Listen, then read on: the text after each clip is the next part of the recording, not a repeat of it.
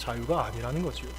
진정한 자유는 자기 연단과 자기 절제가 뒷받침이 될 때에 비로소 참된 가치를 지닐 수 있는데, 그 연단과 절제의 가늠자가 되는 것이 무엇이냐면 바로 하나님의 영광이라는 거예요. 그래서 사도 바울은 고린도전서 10장을 통해서 두 가지를 말합니다.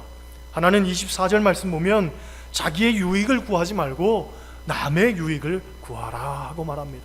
따라 하시겠어요? 자기의 유익을 구하지 말고 남의 유익을 구하라.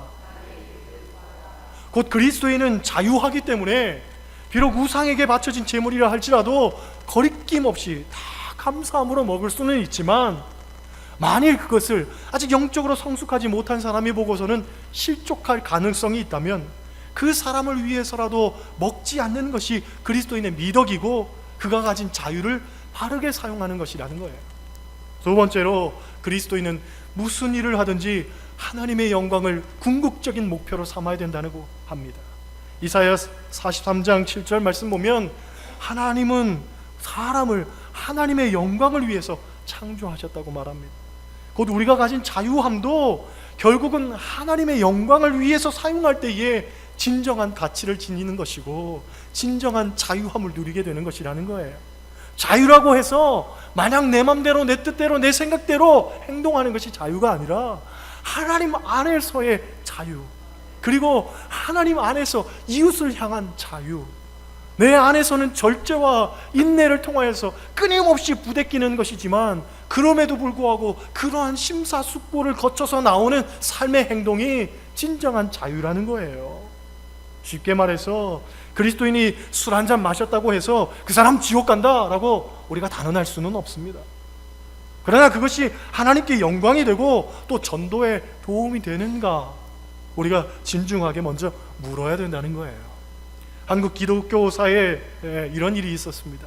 길선주 목사님에 관한 얘기예요. 우리가 길선주 목사님을 잘 알고 있지만 이분은 장로로서 교회를 섬기다가 나중에 늦게 목사가 된 분입니다. 옛날에는 그런 분들이 많았잖아요, 그렇죠? 그런 분들 가운데에는 예수 믿기 전에 술을 많이 마시던 분들도 많았거든요. 길선주 목사님도 그랬나 봐요. 어느 날 친구가 놀러 왔는데 이제 더 이상 내가 목사가 됐으니까 술은 마시지 않잖아요. 하지만 또 그런 분위기는 알고 있으니까 차를 대접하면서 친구하고 같이 차를 마시면서 이런저런 이야기를 하면서 한 잔 받으시오. 아이 괜찮소. 야, 두 잔 먹으니까 취하네.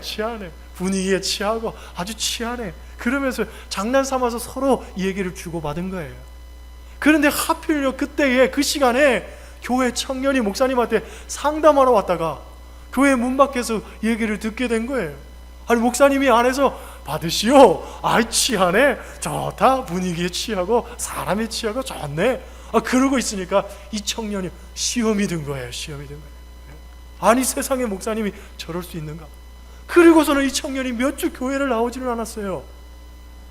아니 믿음도 좋고 신실한 청년이 왜 교회에 나오지 않나 하고서 알아봤더니 이 청년이 하필 그날 밤에 와가지고 시험에 든 거지요.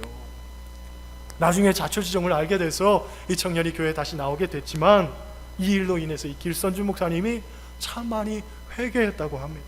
왜냐하면 믿음이 있는 우리가 언제나 믿음 없는 사람들을 잘 받아줘야 되고 삶과 스스로 조심하면서 살아야 되는데 내가 그렇지 못했다는 거예요.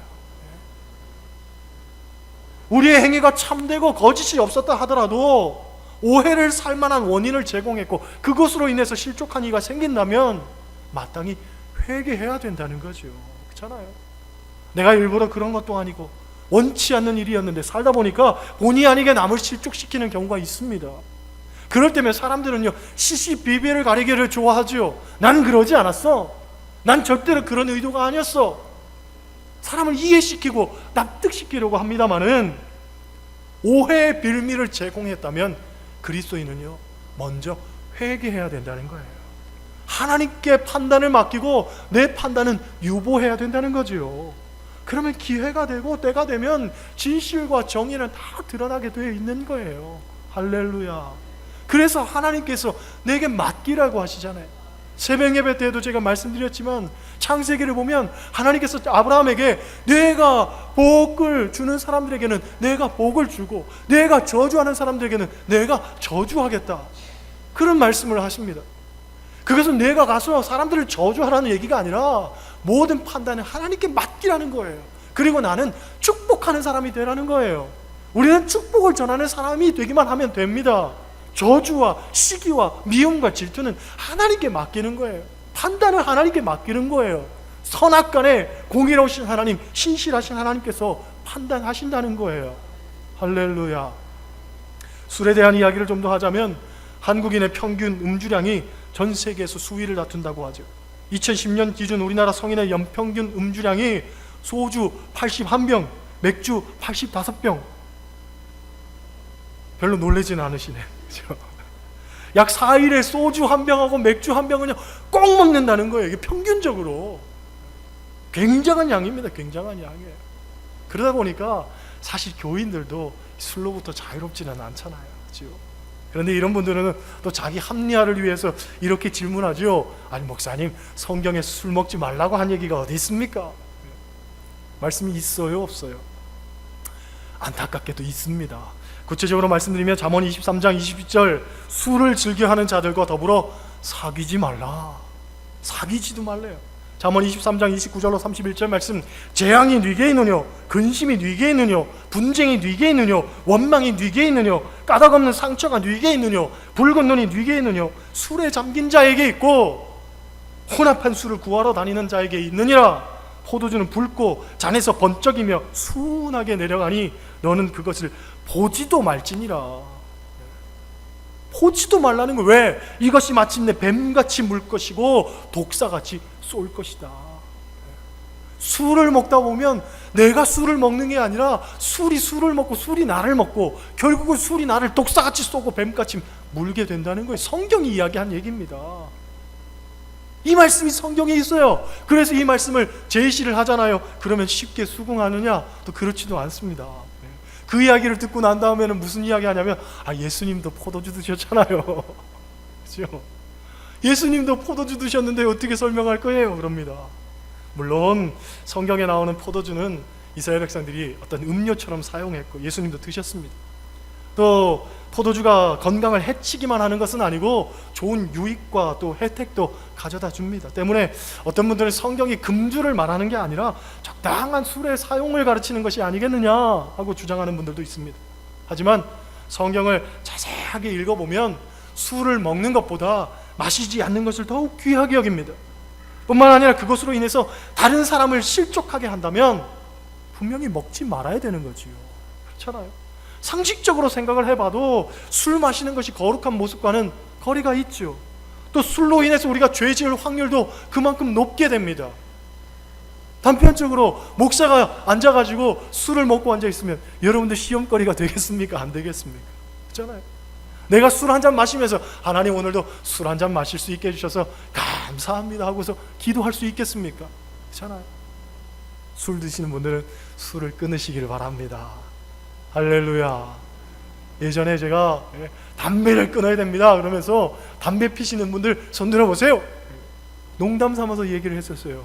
그런데 그때 두 분이 손을 드셨잖아요. 두 분이 손을 드셨는데 그분 두 분 다 담배를 끊으셨어요. 연세가 70이 다 드셨는데 담배를 끊으셨단 말이죠. 대단한 일입니다.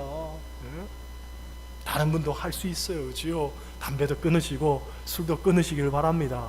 왜? 결국은 그게 내 삶의 문제거리가 되니까 그래요. 독사같이 쏘고 뱀같이 물고 안타까운 일들이 우리 삶에 얼마나 많이 벌어집니까? 그렇잖아요.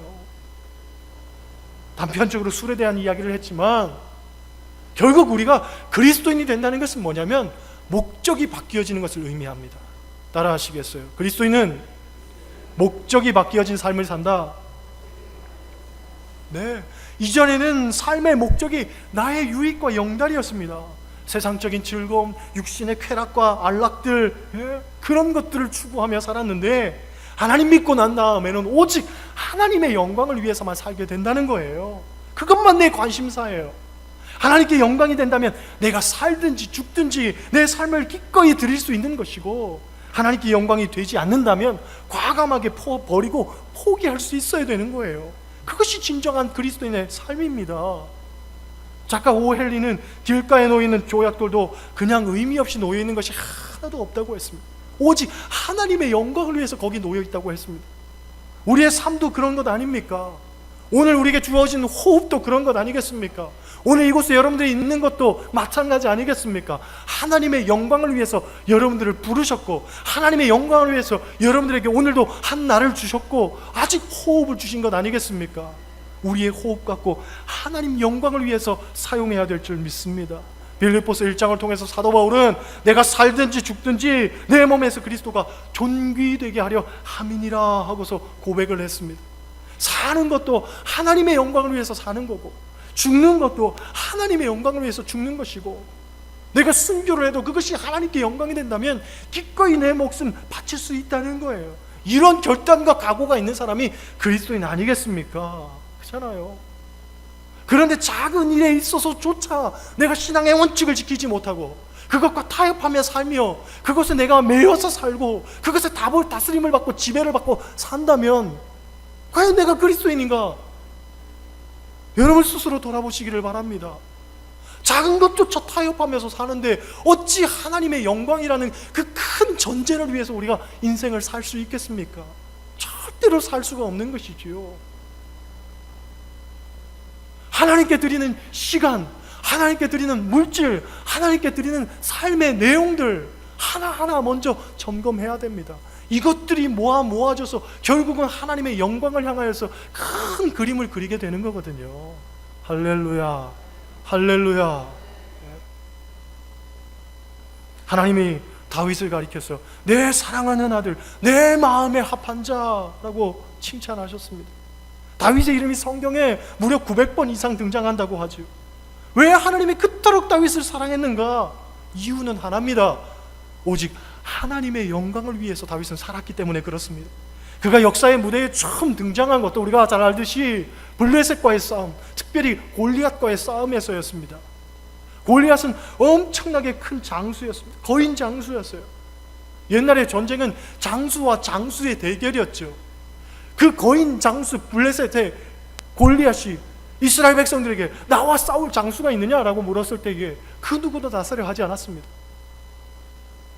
그 사람과의 싸움은요 뻔했기 때문에 그래요.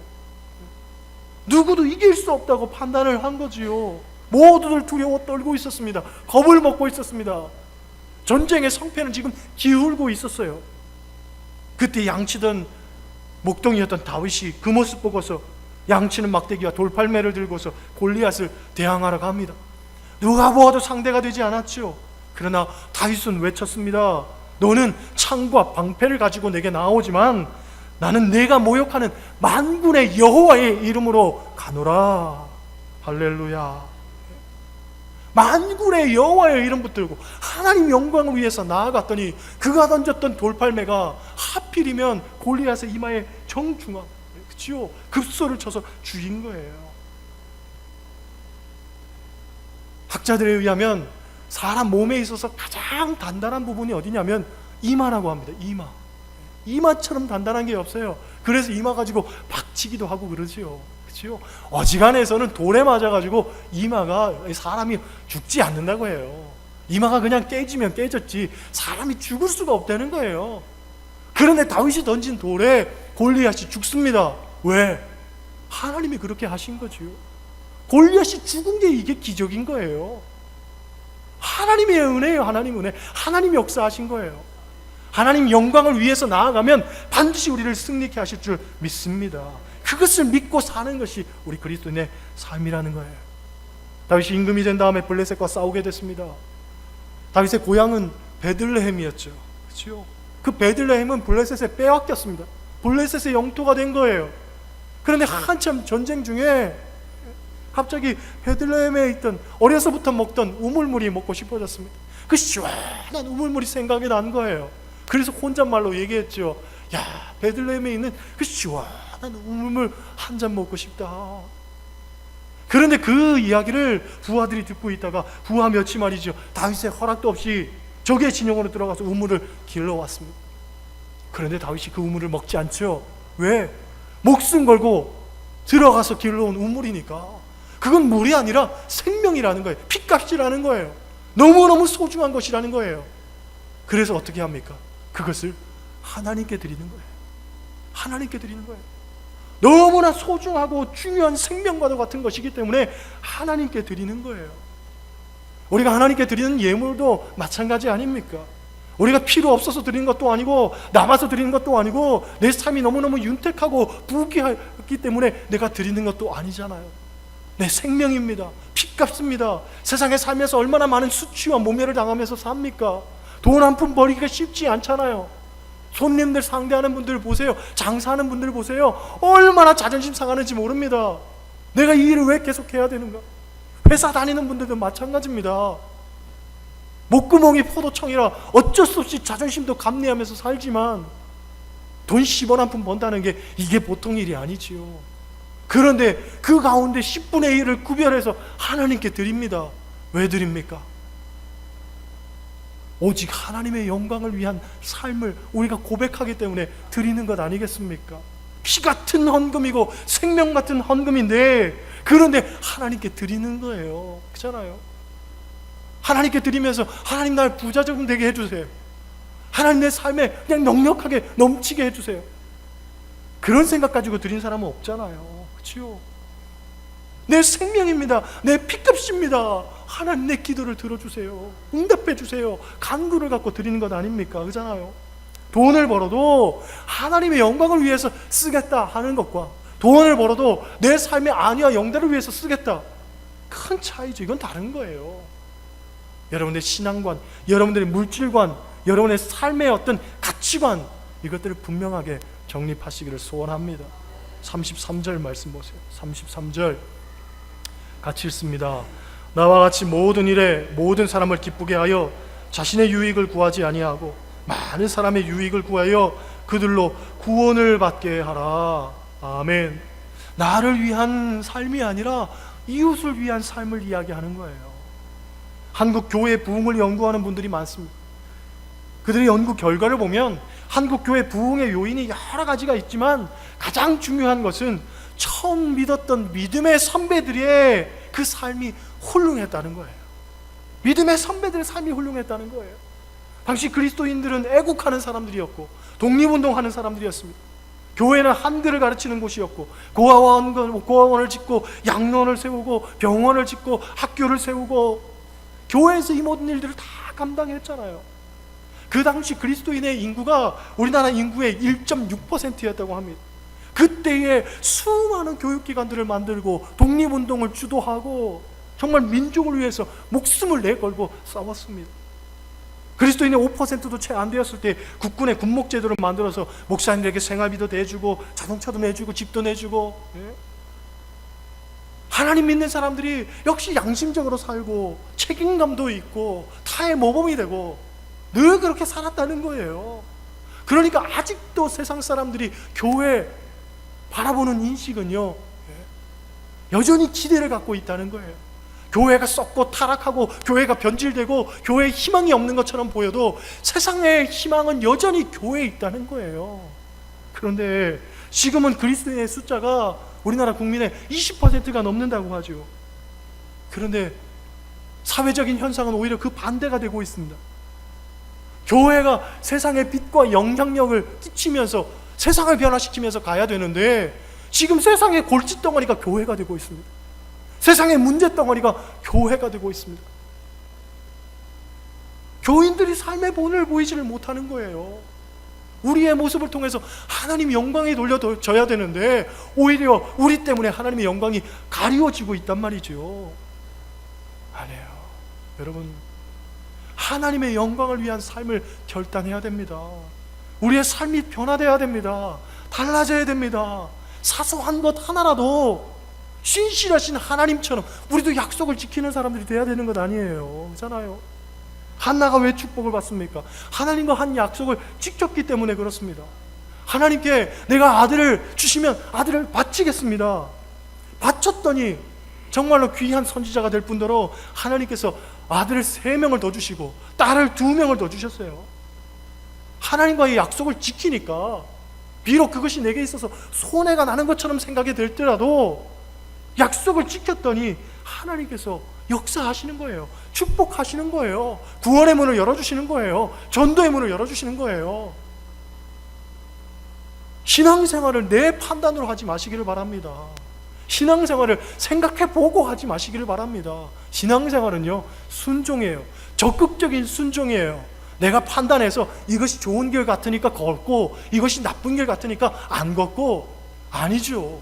어떤 것이라 할지라도, 좁은 문이라 할지라도, 좁은 길이라 할지라도, 내게 손해가 되고 내게 있어서 조금은 불편하고 거리끼는 일이라 할지라도 하나님께서 말씀하시면 가는 거죠. 실천하는 거죠. 실행하는 거죠.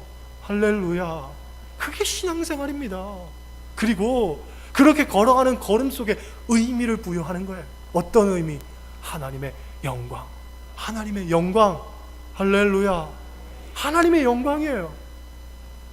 내게 있어서 긍정적인 사건 속에서도 하나님의 영광이요, 내게 있어서 부정적인 사건 속에서도 하나님의 영광이요, 숨 쉬는 것도 하나님의 영광이요, 걷는 것도 하나님의 영광이요, 내가 살아가는 모든 삶의 의미는 하나님의 영광입니다. 할렐루야. 어떤 공사 현장에서 이런 일이 있었다고 합니다. 간부가 인부들 모아놓고서는요, 땅을 파라고 합니다. 열심히 땅을 팠더니 땅을 메꾸래요. 메꿨더니 또 땅을 파래요. 또 땅을 열심히 팠더니 또 땅을 메꾸라는 겁니다. 몇 날 며칠을 땅 파다가 묻었다, 땅 파다 묻었다 하다 보니까 인부들이요, 야, 돈도 좋지만 이건 일이 아니야, 이건 할 일이 아니야, 그런 생각이 들었어요. 그래서 간부를 찾아가서 이야기를 합니다. 우리가 돈 받고 하는 인부들이긴 하지만 이건 할 일이 아닙니다. 땅 파고 묻었다, 땅 파고 묻었다, 뭐 하는 일입니까? 이런 일 못하겠습니다. 그랬더니 간부가 이런 이야기를 하죠. 사실은 지금 하시는 일이 뭐냐면, 지하에서 가스가 유출이 됐는지 안 됐는지 그걸 찾고 있습니다. 그걸 제대로 못 찾으면 가스가 나중에 새 나와서 수많은 사람들이 생명을 잃을 그런 안타까운 사건들이 생길 수도 있으니까 지금 가스가 유출이 되는지 안 유출이 되는지 그거 찾고 있으니까 열심히 해주시길 바랍니다. 그 이야기를 들은 다음부터 인부들의 어떤 땅 파는 일이 달라지는 거예요. 생명을 살리는 일이 아닙니까? 똑같이 땅을 파고 땅을 덮고 땅을 파고 땅을 덮는 일이지만 목적을 알지 못하고 의미를 알지 못하고 했을 때에는 이것이 무가치한 일처럼 여겨졌습니다. 그런데 목적을 알고 이것의 의미를 알고 하니까 이 일이 귀해지는 거지요. 마찬가지입니다. 우리가 하루하루 호흡하는 것이 왜 호흡하는 겁니까? 우리가 하루하루 먹는 것이 왜 먹는 것입니까? 우리가 하루하루 사는 것이 왜 사는 것입니까? 그 목적을 깨닫지 못하고 살아가는 사람은 하루가 지겨운 거예요. 인생이 무의미한 거예요. 늙는 것이 비참한 거예요. 내가 왜 이 모양 이 꼴로 살아야 되는가 하고 스스로 자책하는 거예요. 그러나 인생에 주신 하나님의 목적, 하나님의 의미, 하나님의 사명을 발견하고 산다면 하루를 살아도 귀하게 살 수 있는 거예요. 먹고 마시고 호흡하는 것, 우리가 볼 때 아무것도 아닌 일 같지만 그것 또한 의미가 있는 것이고 그것 또한 귀한 것임을 깨닫게 되는 거예요. 여러분, 삶의 의미를 발견하시기를 소원합니다. 우리가 먹어도, 우리가 호흡해도, 우리가 결혼을 해도, 우리가 직장을 다녀도, 우리가 돈을 벌어도, 우리가 교회를 나와도, 길가를 걸어도 모든 것이 의미가 있어야 돼요. 사명이 있어야 됩니다. 그 사명은 오직 하나님의 영광, 그리고 그 영광을 통하여서 이웃에게 유익을 끼치고 수많은 영혼들을 구원하는 그 일에 우리가 참여하는 거예요. 할렐루야. 여러분들의 일상이 모아져서 전도의 메시지가 되고 여러분 삶의 모든 것들이 모여져서 이웃에게 선한 영향력을 끼친다면 그것이 결국은 궁극적으로 하나님 영광이 되는 일 아니겠습니까? 그렇잖아요. 오늘도 여러분 잘 사시기를 바랍니다. 잘 잡수시기를 바랍니다. 잘 호흡하시기를 바랍니다. 그래서 우리가 살아가는 모습을 통해서 많은 사람들에게 선한 영향력을 끼치시기를 바랍니다. 그것이 전도요, 그것이 설교요, 그것이 메시지요, 그것이 하나님께서 우리에게 향하신 사명인 줄 믿습니다. 그 사명 잘 감당하셔서 하나님 영광 위에서 사는 여러분 되시기를 주님의 이름으로 간절히 부탁을 드립니다.